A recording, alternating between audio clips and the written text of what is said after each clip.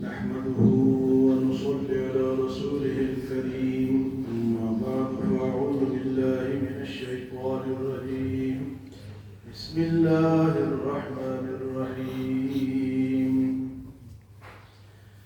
فإذا نقر في الناقور فذلك يومئذ يوم عسير على الكافرين غير يسير ذرني ومن خلقت وحيدا وجعلت له مالا ممدودا وبنين شهودا ومهدت له تمهيدا ثم يطمع أن أزيد كلا إنه كان لآياتنا عنيدا سأرهقه صعودا إنه فكر وقدر فقتل كيف قدر ثم قتل كيف قدر ثم نظر ثم عبس وبصر ثم أدبر واستكبر فقال إن هذا إلا سحر يبصر.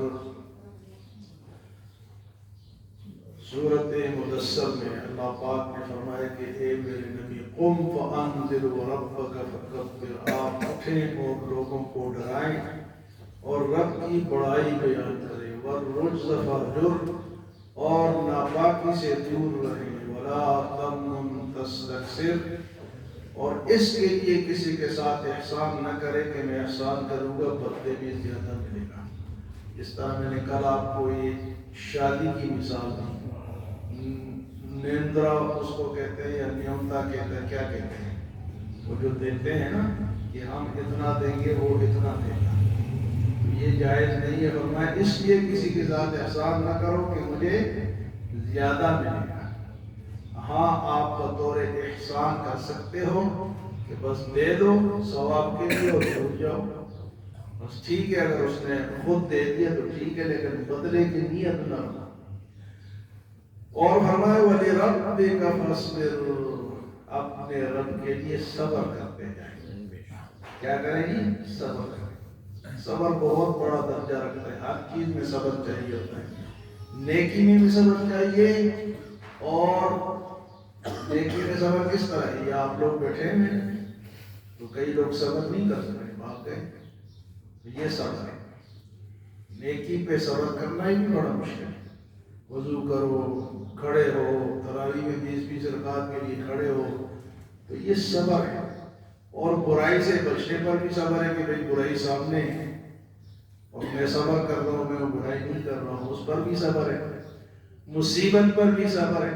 مصیبت آ گئی تو جزا فضا نہ کرو، رونا دھونا نہ کرو، تو یہ بھی صبر ہے. تو اللہ نے اپنے نبی سے فرمایا کیا کریں؟ آپ وَلِرَبِّكَ فَاصْبِرْ، اپنے رب کے لیے صبر کریں. صبر بہت بڑا درجہ رکھتا ہے. اس کے بعد فرمایا فَإِذَا نُقِرَ فِي النَّاقُورِ، جس دن ناقور بجایا جائے گا، سور بجایا جائے گا، نقرہ بجایا جائے گا. وہ فرشتہ وہ منہ میں لے کے کھڑا ہے اسرافیل علیہ السلام، اور انتظار میں ہے کہ کب مجھے اللہ حکم دے اور میں اس میں پھونک ماروں. ایک پھونک ماریں گے تو دنیا دھرم پر، اور دوسرا ماریں گے تو دوبارہ اٹھیں گے. فَإِذَا نُقِرَ فِي النَّاقُورِ، جب ناقور بجایا جائے گا، فَذَلِكَ يَوْمَئِذٍ يَوْمٌ عَسِيرٌ، وہ سخت دن ہوگا. عَلَى الْكَافِرِينَ غَيْرُ يَسِيرٌ، اور کافروں پر تو بالکل یہ آسان نہیں ہوگا. آج کافر آسانی ہے نا، ہر چیز ترقی یافتہ ہے، گاڑیاں، ہوائی جہاز، موٹر وے، فلاں فلاں، آج آسانی میں. لیکن فرمایا کہ جب ناقور بجایا جائے گا، وہ سخت دن جب آئے گا، عَلَى الْكَافِرِينَ غَيْرُ يَسِيرٌ، کافروں پر وہ آسان نہیں ہوگا.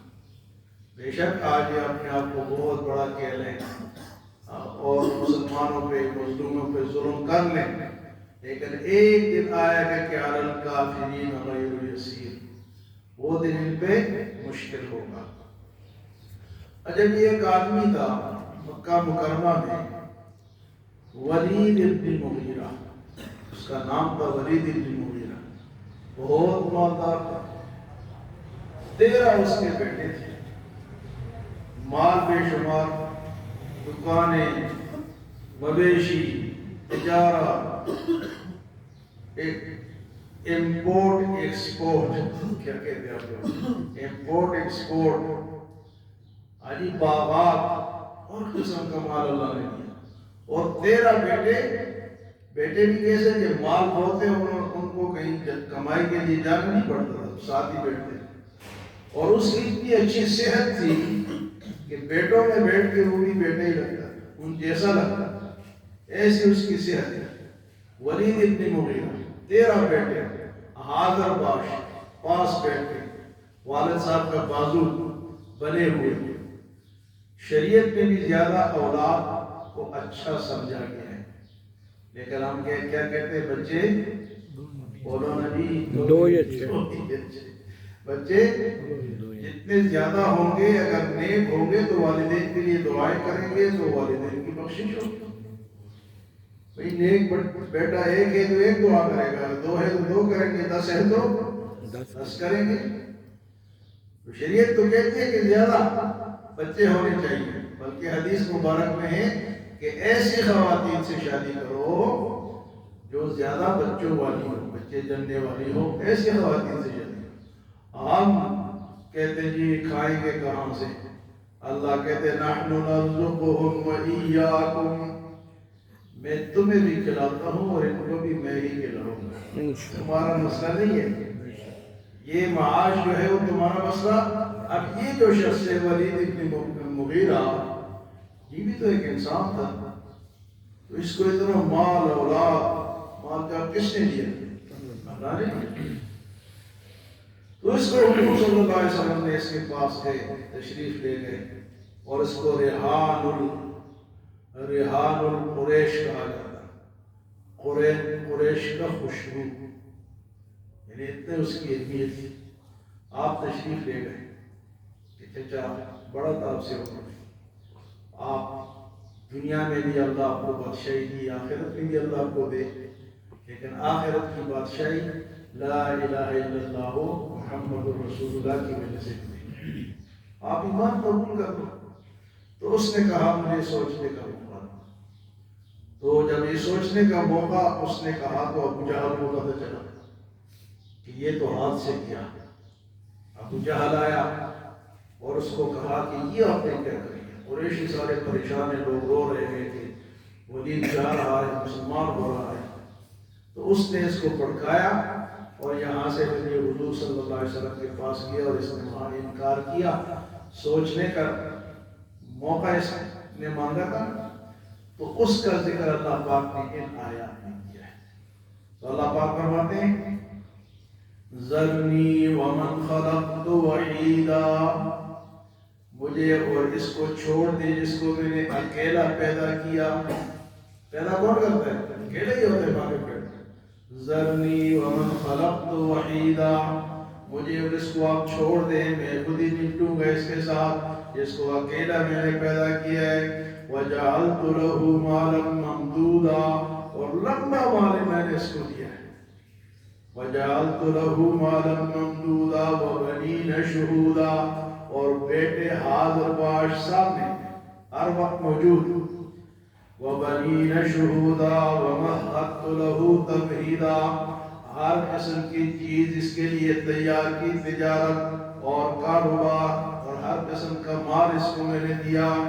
ثم یطمع ان ازید، اب یہ چاہتا ہے کہ اور ملے، اتنا دیا اور چاہتا کیا ہے؟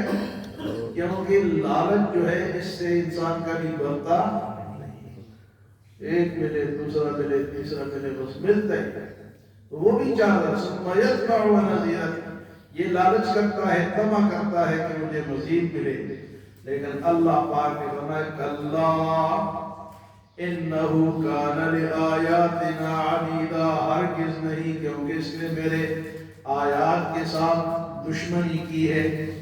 کلا انہو کان لآیاتنا عنیدا سأرہقہ صعودا، اس کو میں جہنم کے گھاٹی پہ چڑھاؤں گا، پہاڑ پہ، جہنم میں پہاڑ چکنا پہاڑ ہوگا آگ کا، اس پہ چڑھے گا، جب اوپر جائے گا 70 دن جائے گا تو پھر نیچے گرے گا۔